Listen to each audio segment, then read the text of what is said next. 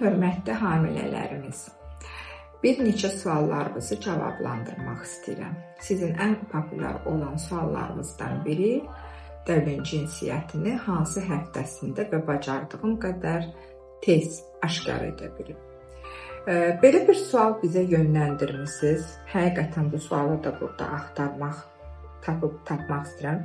Biraz hətta deyərdim ki, çox savadlıcasına bir sual qoymusunuz ki, hamiləlikdə cinsiyyət neçənci həftədə bilinir? Döllənmə körpənin biolojini müəyyən edən zaman aşkar olunan, komple bir şəkildə icra olunan proseslərdir. Yəni döllənmə deyəndə implantasiyadan tutmuş, uşaqlığın içərisinə gəlib düşən rüşeym və döl kisəsi nəzərdə tutulur. Bəzilərini səbirsizlənib dölün cinsiyyətinə 12 həftəsində, 11 həftəsində baxdırırsınız. Bu həftələrdə baxılanda cavabların 70%-i düzgün olmaya bilər və siz səhvən körpənizin cinsiyyətinə görə onu ana bətnindən aldırmış ola bilərsiniz. O isə dölün cinsiyyətini təyin etmək üçün optimal ultrasəs müayinəsi zamanı 16 həftə qadınlarda hesab olunur.